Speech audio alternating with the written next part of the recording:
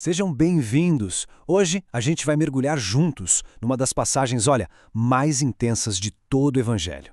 É aquele momento em que uma tempestade, mas uma tempestade daquelas, vira o cenário perfeito para Jesus mostrar quem ele realmente é, revelando o seu poder sobre a criação e nos dando uma lição sobre a fé que, com certeza, a gente nunca mais esquece. E olha só como tudo começa, com uma frase, uma ordem direta de Jesus. Pensa bem, ele passou o dia inteiro ensinando, falando em parábolas e, no final, cansado, é ele mesmo quem diz, vamos para outra margem. Isso não é um convite qualquer, sabe? É um chamado mesmo, bem intencional, para deixar o que é seguro, o que é conhecido e se lançar no desconhecido. Então, para a gente conseguir captar toda a profundidade dessa história, vamos fazer o caminho junto com os discípulos. Primeiro, a gente olha para a barca e para o mar. Depois, para a tempestade e o que ela simboliza. Em seguida, a gente tenta entender o mistério de Jesus dormindo no meio da confusão. Aí vem a palavra dele que acalma tudo e, por fim, a grande pergunta que muda a nossa perspectiva sobre a fé. Vamos começar por aqui. A iniciativa de atravessar o mar vem do próprio Cristo. Isso é fundamental porque, pensem bem, ele está tirando os discípulos da sala de aula, por assim dizer. Ele não quer só que eles ouçam as parábolas, a teoria.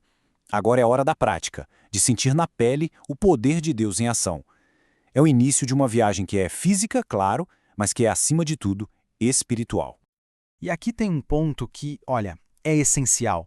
Aquela outra margem não é só um lugar geográfico. Ela é um símbolo de tudo aquilo que está fora da nossa zona de conforto, sabe? Entrar na barca com Cristo é, no fundo, aceitar que a vida de fé vai ter, sim, perigos e tempestades. Não tem como fugir.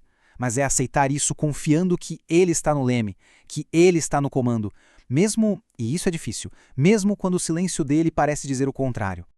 E é aí que, de repente, sem nenhum aviso, o caos se instala. O Evangelho fala de um vento de furacão. Não é uma chuvinha de verão, é uma tempestade violenta daquelas que ameaça virar o barco e engolir todo mundo. Só que isso aqui é muito mais do que só um problema de meteorologia. Para a gente entender de verdade o que está acontecendo, a gente precisa entrar na cabeça de quem vivia naquela época. Para eles, o mar não era a praia do fim de semana, de jeito nenhum. O mar era o símbolo do caos, das forças do mal, sabe? Era o abismo incontrolável, o lugar das criaturas hostis. E na mentalidade deles, só existia um que podia dominar o mar, o próprio Deus Criador.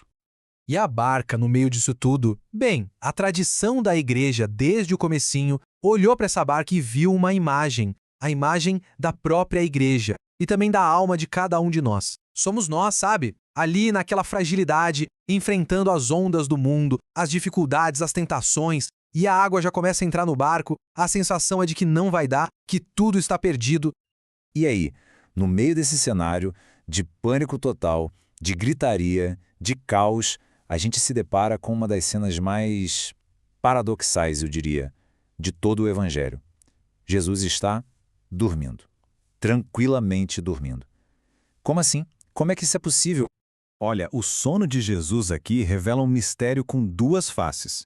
De um lado, mostra a sua humanidade, mas uma humanidade real, de verdade.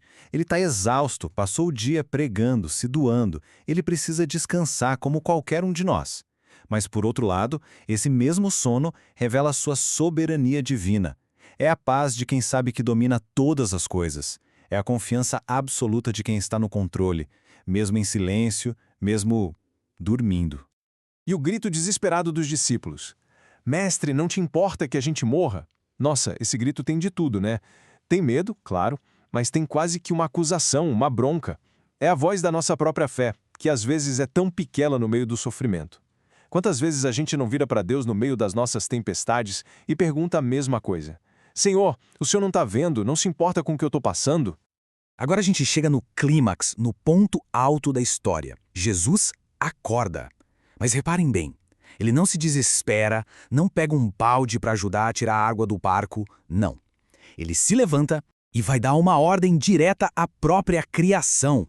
A autoridade nessas palavras, cala-te, emudece, é, assim, absoluta. É interessante que o verbo que o evangelista Marcos usa no grego original para ameaçar o vento é o mesmo que ele usa quando narra um exorcismo. Ou seja, Jesus não está só pedindo para o tempo melhorar. Ele está repreendendo, subjugando uma força do caos, uma força hostil que se opõe ao bem. E o resultado é imediato. total. O texto não diz que o vento foi diminuindo aos pouquinhos. Não, diz que sobreveio uma grande calmaria. Do caos absoluto para a paz perfeita, com uma única ordem. Fica claro que isso não é poder de um homem comum. E aqui a identidade divina dele fica escancarada, porque se a gente volta lá do Antigo Testamento, em Salmos, por exemplo, a gente vê que dominar o mar, acalmar as ondas, isso era uma coisa que só Deus podia fazer, era um atributo exclusivo de Deus. Então, quando Jesus dá essa ordem direta, ele não está agindo como um profeta que pede a Deus para intervir. Ele age com a autoridade do próprio Criador. Ok, o mar está um espelho, silêncio total. Mas agora a tempestade está dentro do coração dos discípulos. Eles estão agitados de um jeito completamente novo. A verdadeira aula, a lição mais profunda, começa exatamente agora. Então Jesus se vira para eles e a pergunta dele muda o foco. Sai do controle da natureza e vai direto para o estado do coração deles. Por que vocês são tão medrosos? Ainda não têm fé? Veja bem, a repreensão não é pelo medo em si, que é uma reação humana, natural. É pela falta de fé que deixou o medo tomar conta de tudo. E sobre isso, Santo Agostinho tem uma reflexão espiritual que é, olha, fantástica. Ele diz assim: cristão, na tua nave dorme Cristo, desperta-o. A ideia é que Cristo parece estar dormindo na nossa vida quando a nossa fé é que está adormecida. A tempestade nos joga de um lado para o outro porque a gente esquece quem está no barco conosco. É a oração, a nossa atitude de fé que desperta a Cristo, ou melhor, que desperta a nossa consciência da presença dele. E aqui acontece a virada de chave. A emoção dos discípulos muda completamente. O pavor de morrer afogado dá lugar a um grande temor. Mas não é o mesmo medo, é um temor sagrado, reverente. Eles não têm mais medo da tempestade. Agora eles estão cheios de assombro, de admiração, diante daquela manifestação tão clara do poder de Deus. E é aí que eles fazem a pergunta que, no fundo, é a pergunta central de todo o Evangelho de Marcos. Quem é este, afinal, que até o vento e o mar obedecem a ele?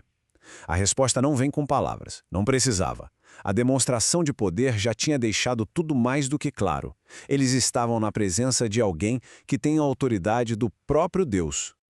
Então tá, o que a gente pode tirar de lição prática para nossa barca, para nossa vida? Bom, acho que 3 coisas. Primeiro, reconhecer que Cristo está sempre conosco, mesmo que o silêncio dele nos faça sentir que ele está ausente ou dormindo.